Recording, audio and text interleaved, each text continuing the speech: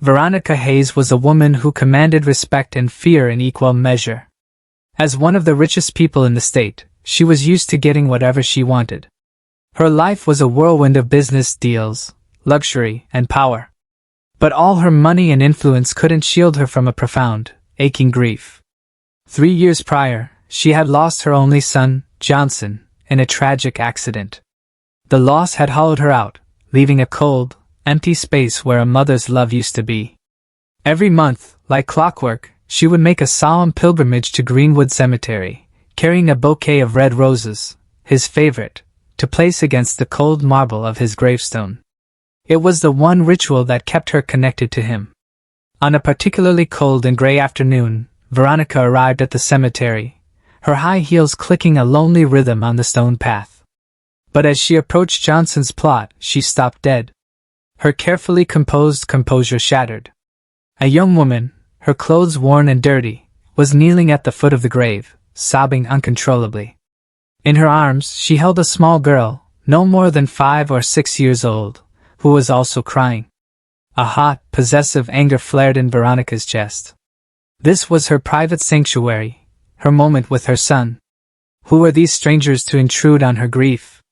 "Excuse me," she said, her voice sharp and cold enough to cut through the autumn air. "This is a private family grave. You need to leave. Now." The young woman, Clara, looked up, her face swollen from tears. She explained, her voice trembling, that Johnson had been her partner, and that the little girl, Mary, was his daughter. Veronica recoiled as if struck. It was impossible. Her son would have told her. She accused Clara of being a liar, a scam artist trying to exploit her wealth and her tragedy. But as she looked closer at the child, a terrifying realization began to dawn. Mary had Johnson's eyes, his nose, the same shape to her face. The truth, as unbelievable as it was, stared back at her. Driven by a volatile mix of shock, disbelief, and a burgeoning sense of possession, Veronica left the cemetery in a fury. She immediately ordered a full investigation into Clara Mitchell. The report that landed on her desk the next morning was devastatingly clear. Clara was telling the truth. She had been in a relationship with Johnson, and Mary was indeed his biological daughter, confirmed by a birth certificate. The report also detailed Clara's desperate poverty. After Johnson's death, she had lost her apartment, and she and Mary were now bouncing between homeless shelters, with Clara working multiple low-wage jobs just to survive. Veronica saw this not as a tragedy, but as an unforgivable failure. The idea of her son's bloodline, her own granddaughter, living in such squalor was intolerable. In her mind, Clara was no longer a mother, she was an obstacle. A cold, calculating resolve settled over Veronica. She would not simply help them, she would take what was rightfully hers. She contacted her lawyer and laid out a ruthless strategy. They would file for full custody of Mary, claiming Clara was an unfit mother due to her homelessness and instability. When her lawyer cautioned that this would be difficult to prove, Veronica instructed him to find or create the necessary evidence. The plan was set in motion with brutal efficiency. A social worker began making suspicious visits to the shelter. Then, Clara was suddenly fired from her waitressing job after her manager falsely accused her of stealing money from the register. The final blow came on a rainy afternoon. Police officers arrested Clara in front of a terrified Mary, charging her with the theft she did not commit.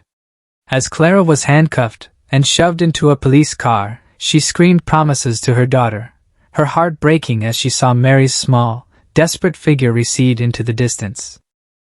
The legal proceedings were a swift and brutal sham. With a public defender who barely looked at her and fabricated evidence stacked against her, Clara was found guilty.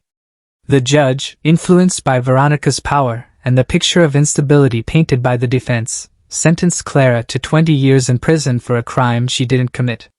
As she was led away, she saw Veronica sitting calmly in the back of the courtroom, a faint, cold smile on her lips.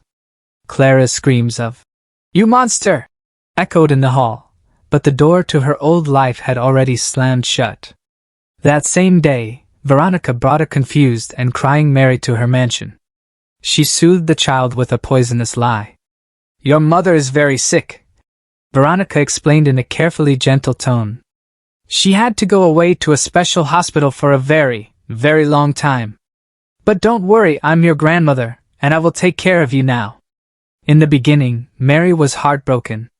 She cried herself to sleep every night, haunted by nightmares and the ghost of her mother's embrace. But Veronica was persistent.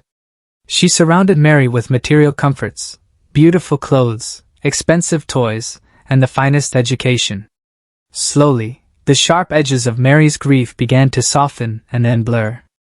The memories of her mother faded, replaced by the structured, luxurious, but emotionally cold life Veronica provided.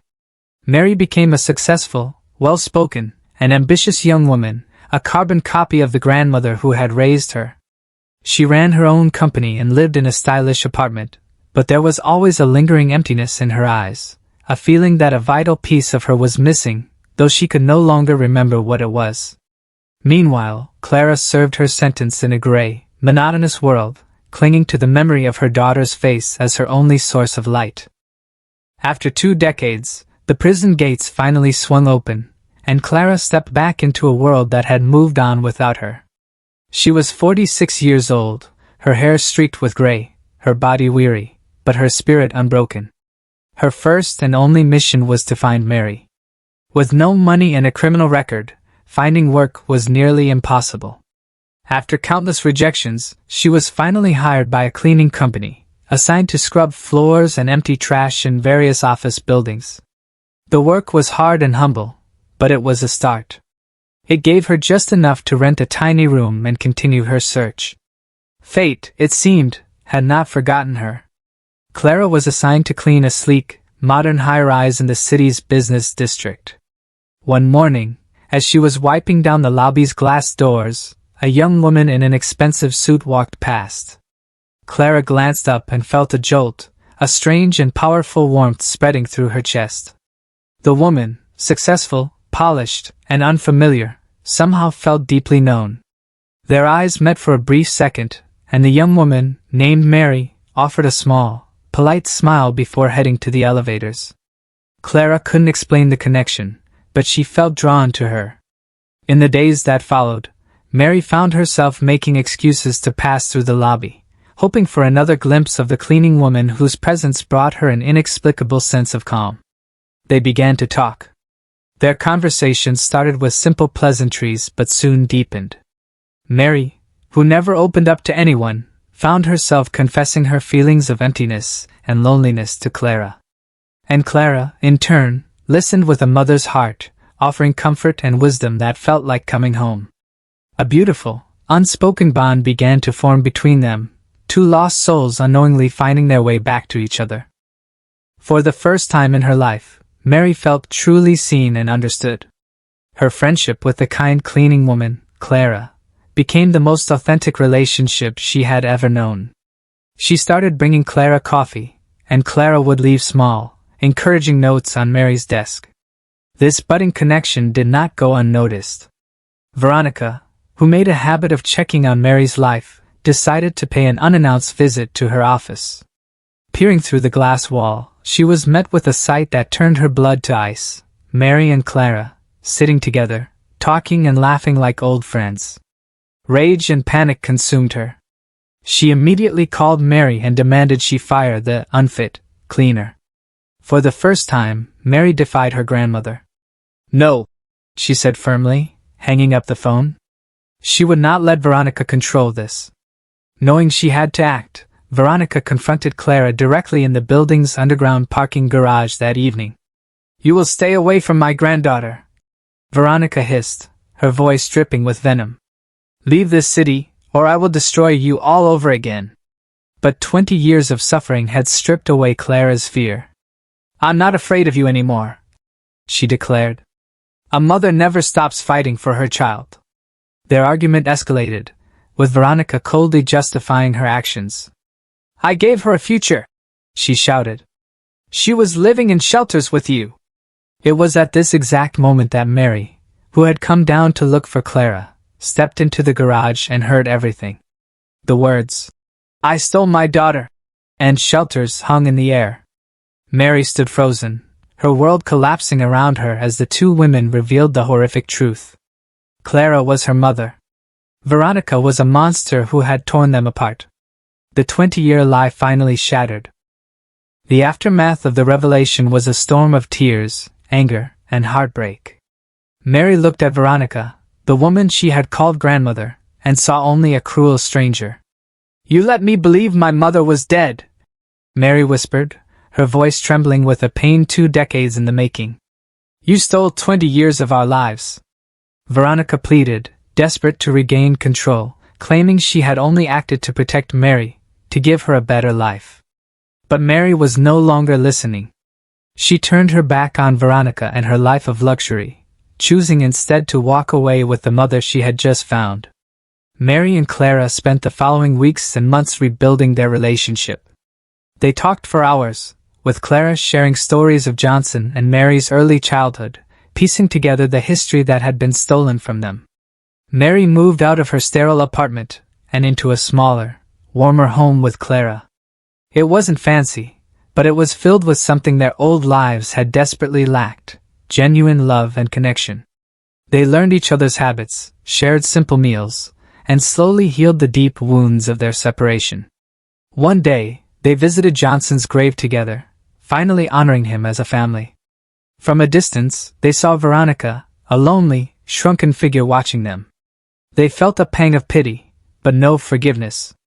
They turned and walked away, toward their new future. Veronica was left utterly alone in her vast mansion, surrounded by priceless possessions but devoid of what truly mattered. She had won her battle all those years ago, but in doing so, she had lost the war for her family's heart, learning too late that love is the one treasure that cannot be bought or stolen.